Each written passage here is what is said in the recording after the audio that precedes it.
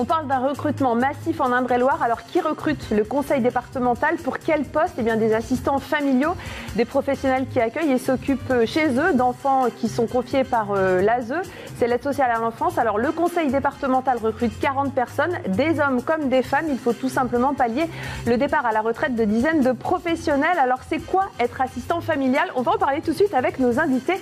Bonjour messieurs, dames, merci d'être sur notre plateau. À ma gauche, Christine Jean-Denis, bonjour. Vous êtes assistante familiale depuis 6 ans, vous accueillez 3 enfants chez vous. Grégory Théodé, bonjour, vous êtes un tout jeune, c'est le bleu en fait de l'équipe. Assistant familial, vous accueillez 3 petits garçons je crois. Et puis Stéphanie Bonnet, vous êtes directrice générale adjointe aux solidarités du conseil départemental d'Indre-et-Loire. Alors on va tout de suite faire un petit réglage. Être assistant familial, c'est pas être assistante maternelle, c'est pas être nounou. C'est ça, c'est quoi être assistante familiale finalement? Allez, la grande mission d'une assistante ou d'un assistant familial, Stéphanie.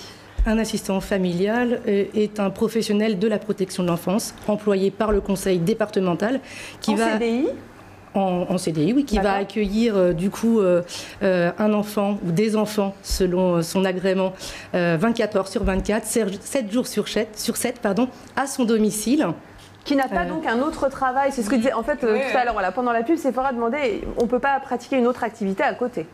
Pendant que les enfants, par exemple, sont à l'école, on ne peut pas aller faire. C'est un vrai travail à part entière, avec un statut qui reconnaît les assistants familiaux, avec une rémunération qui leur est octroyée par le conseil départemental. Alors justement, on va tout de suite voir la rémunération. On a une petite infographie. Je ne sais pas si c'est la même pour chaque département. Là, pour un enfant, c'est à peu près 1 000 euros, 1800 euros, pardon, 2 000 euros pour 2 et à peu près 3 000 euros pour 3 enfants. Il y a une petite coquille? Oui, il y a une petite coquille. Oui, pour un enfant, c'est 185 euros. 1185 euros. Et puis après, vous avez du coup, en effet, les bons montants pour 2 enfants, 3 enfants. Ça varie d'un département à l'autre? Alors, ça varie d'un département à un autre, en effet. Et puis, ça ajoute à du coup cette rémunération des indemnités d'entretien.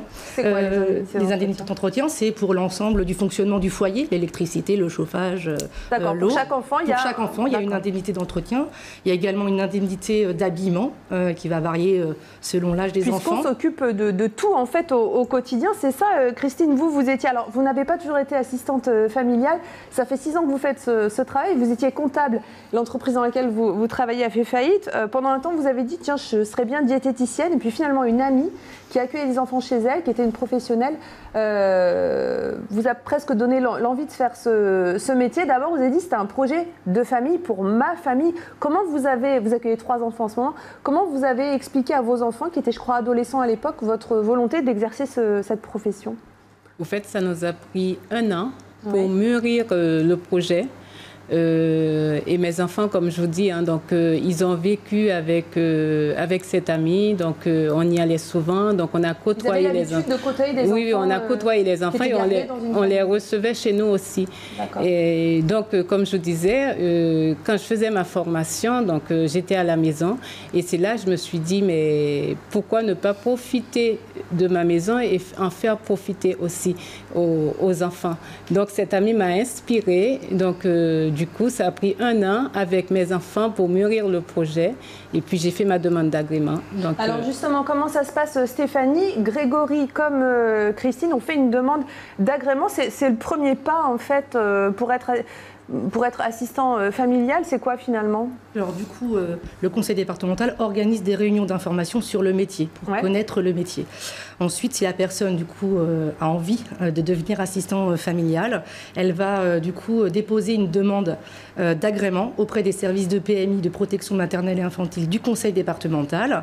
Donc là, on coche des cases, on a vu le formulaire. Est-ce que vous habitez dans une maison, classique, un appartement? Combien de personnes vivent à la maison? Donc, en effet, on peut être assistant familial dans un appartement, dans une maison, être propriétaire, être locataire, être en couple, être célibataire.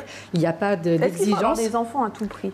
Pas obligatoirement. Non, il ne faut pas avoir eu des enfants. Il ne faut pas avoir eu des enfants pour devenir assistant familial. Est-ce qu'il y a un âge minimum quand même? L'âge légal de 18 ans, selon les textes. Après, quand on fait une demande d'agrément, on va bénéficier, il va y avoir une évaluation qui va être conduite par des travailleurs sociaux, par des psychologues. Et puis, c'est à l'issue d'une commission pluridisciplinaire qu'on obtient ou pas l'agrément. Au bout de 4 mois d'instruction, on devient on obtient l'agrément d'assistant familial. Mais il y a des conditions spécifiques quand même ou pas spécialement? Oui, bien évidemment, il y a un référentiel réglementaire qui fixe un certain nombre de conditions à remplir. À la fois, casier judiciaire vierge, on imagine. Bien évidemment, avoir les aptitudes, la disponibilité, savoir accompagner des enfants en difficulté, et puis des conditions matérielles avec un logement qui correspond pour l'accueil d'enfants. Donc, un enfant accueilli, une chambre. D'accord. Donc un logement quand même un logement qui permet d'accueillir des enfants pour qu'ils puissent s'épanouir. Grégory, vous étiez, alors pareil, c'est un peu une reconversion, même totalement. Vous étiez, je crois, dans la menuiserie. J'étais dans la menuiserie, oui. Et puis vous, ce sont vos beaux-parents. Mes beaux-parents qui sont famille d'accueil, oui. Ce qu'on appelait famille d'accueil. Vous avez du coup vu... C'est ça, ils font ça depuis plus de 10 ans. Donc on habitait dans les mêmes maisons. Et mes enfants ont été élevés avec les enfants placés. D'accord. Avec qui ils ont créé des liens. J'ai arrêté mon activité de menuisier pour devenir famille d'accueil en concordance avec mes enfants et ma femme. Nous avons discuté très longtemps de ça.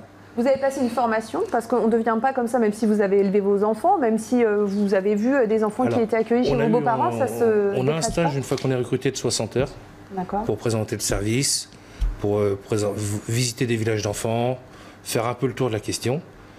Et après, on a une formation de 240 heures qui se passe sur 2 ans. Voilà, entre 18 mois et 24 mois. Qu'est-ce qu'on apprend dans cette formation? Parce que finalement, s'occuper d'un enfant, j'allais dire, c'est pas compliqué en soi. C'est-à-dire qu'un enfant, il doit dormir, il doit manger, il doit jouer, il doit faire plein de choses. Là, ce sont des enfants qui sont pas comme les autres, finalement, avec des parcours particuliers.